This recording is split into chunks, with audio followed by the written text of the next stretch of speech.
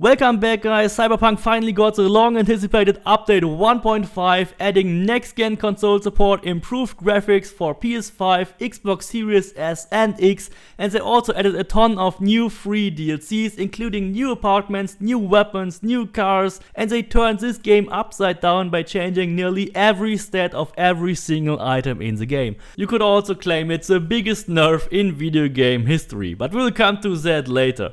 Some of the most prominent changes are of course the new apartments. There are 4 new apartments which all look absolutely gorgeous.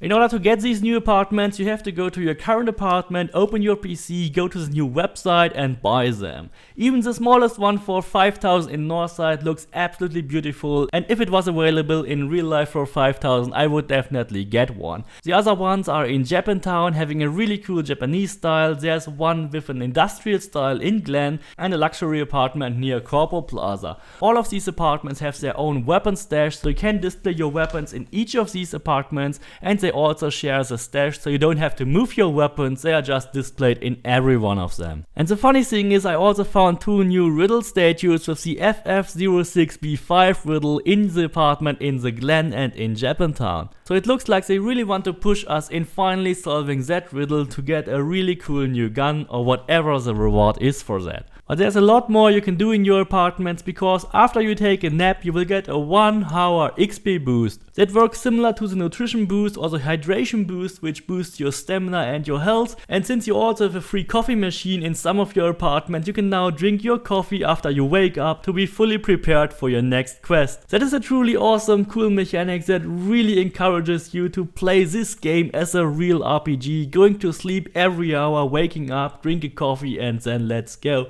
And if you need more street creds, then there's also a new clothing mod that gives you more street credibility as well. And what do you do before you leave your house in the morning? You take a look in the mirror and change your outfit. By looking into any mirror in your apartment, you can now completely change your face with the same editor you got at the start of the game. And they even added a lot of new customization options on your eyes and for other parts of it. And when you check out the map for your next quest, you will realize there are a lot of new filters you can apply. The main missions are the yellow ones, and the gigs and cars and whatever stuff from the fixers have now a different color, so you can distinguish between fixer content, side content and main content. So definitely focus on all these yellow missions, because these are the cool narrative stories in the game. Every fixer now also has a standing with you, so the more gigs you actually solve for that fixer, the higher is your standing. And if you solved all your fixers' contracts, they will give you a special reward. These can be cars, weapons or mods. You will get 2 new cars, the first one from Dakota, which is the Makino Sagraro, and from Dino you get another Type 66 in green. Then there are 3 new weapons, which are a very cool looking Japanese golden katana, which you get from Wakako, a golden ornamented pistol, which you get from Padre, and a Bloody Maria shotgun, which you get from El Capitan. Regina will give you a new cyberware called the Neofibers, which are based on a new mechanic called the mitigation effect. You will get the legendary version of that cyber mod, and it has 5% mitigation chance and 10% mitigation strength. A much better looking car is probably the one you already own, which is the new Caliburn, which now has a white golden skin instead of the black one. From Wilson you can actually also get 2 new weapons, which are the Guillotine, which has an amazing cool new sight. I absolutely love this weapon just because of the sight. It also has a fast fire rate and it seems to be very precise. The other one is the Umbra, which seems not so precise and more like a raw power weapon. And Wilson also has a lot of new nozzles for your weapons. You can add them to your pistol and to your assault rifles, and they all have to do something with ricochet bullets, increasing your ricochet bullets, increasing your damage, increasing your crit chance with your ricochet bullets, which is actually really cool. But I would definitely prefer just to add one of these green silencers, which give you 10% crit chance, because crit chance has been greatly reduced in this update and I definitely need this one. A couple of new sights has also been added just in case you have been unhappy with the existing ones. You can try out the new ones. Of course, I also took a closer look at the economy in this new update, and yes, it is definitely still possible to do the money crafting glitch by crafting certain items, and you will get unlimited amounts of money when doing so. However, there are some changes, because when you sell your crafted items you will get less money from it, but on the other hand, buying the materials for crafting weapons is also now cheaper than before. When you do the math for some of these items with a fully upgraded skill tree for crafting, then you will still get a net profit of around 2000 eddies for legendary Ashuras or for legendary jackets. Of course, you can also still craft epic jackets or even the common Nekomatas, but you will have to craft a lot more of these to actually get a reasonable profit from them. And of course, the materials can still be purchased from any weapons dealer. You just have to go outside, wait for 24 hours and then go back inside and they are restocked. And they also added a new overlay to the skip time mechanic so that you can exactly see at which time you will actually wake up. They also completely reworked all the skill trees, but the major changes actually happened in the cool skill tree, where they changed major parts of anything that was related to your knives or throwing knives or making takedowns or whatever, because your knives are now actively returning to you, which greatly improves the usability for knives, and you can now definitely make some very cool builds for that. The bad thing is actually that you have to reassign all your skill points, because they had to be removed just to make these changes. Now, after all these positive changes, I actually have to go to the nerfs they actually implemented in this update, because when you look at your clothing mods, you will actually realize that the mod slots have been greatly reduced. You only have one mod slot for your headgear, you have two for your jacket and for your shirt, you have only one for your eyes, two for your legs and one for your shoes, which is around half the amount that you had before. But that is not the only change, because if you want to use a legendary mod slot, for example a legendary armadillo or a deadeye or whatever, you cannot put these mods into epic pieces. You have to use a legendary clothing piece to actually apply a legendary mod. Similar to if you want to use an epic mod, you have to use an epic clothing. If you want to use a rare mod, you have to at least use a rare clothing.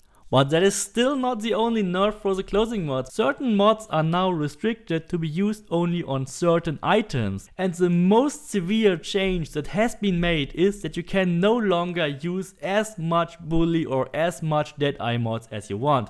Because bully, deadeye and fortuna can only be placed in your eye slot. And you have only one slot in your eyes. So that means you either go for one bully, one deadeye or one fortuna.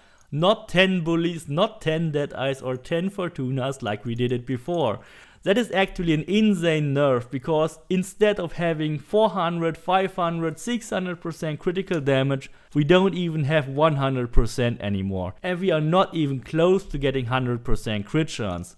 But that's not the final step, because they even reduced the amount of crit chance and crit damage and damage we got from our mods. A Fortuna mod will no longer give you 10% crit chance, it only gives you 4% crit chance. A Bully mod only gives you 8% crit damage, and a Deadeye mod doesn't even give you crit chance at all. Instead it gives you 6% crit damage and 15% headshot damage. So the perks on many of these clothing mods have been completely changed, and look at the left side of this screen, your DPS has also been greatly reduced. And if you take a look at your weapon mod slots, a legendary crunch mod now has only 7% damage instead of 10%, and when you look at the penetration mods, which you rather want to use now because of your crit chance, they only give you 3% for every penetration mod. And the bad thing is, your weapon only has 3% base crit chance, so good luck in making a 100% crit build. It is absolutely not possible to achieve 100% in patch 1.5 at this point. Any perk that is related to your damage, your crit chance or your crit damage has been greatly reduced. Certain abilities in your skill trees also have been entirely removed. It is no longer possible to get crit chance for assault rifles. There's only a crit chance perk for your pistols. And the damage related values of many of these perks also have been reduced or removed entirely. The good thing is that most of the cyberware actually was unchanged. Sandevistan is just working as before with the same cooldown, camouflage has the same cooldown, even the cooldown reduction works the same, second heart is still working. So anything else which is not related to crit chance, crit damage and DPS is probably more or less the same, but if it has anything to do with crit chance, crit damage, it has definitely been nerfed, I guarantee. You can just check it out, read the text, compare them. There are a lot of hidden changes in these stats. But after all, I think all these changes have definitely been necessary, because the game has become way too easy with 100% crit chance, 600% critical damage. I was actually one-shotting every cyber psycho in Night City with a single bullet. They also changed a lot of the AI behavior, especially from the crowds, which now do some panic driving when you aim at them or shoot at them, or even shoot back at you when you just aim at them and threaten them. Definitely a really cool change to make the whole world more engaging for the player. I may also do more videos about Cyberpunk. Please let me know if you like it. Please don't forget to subscribe, leave me a like, and see you next time.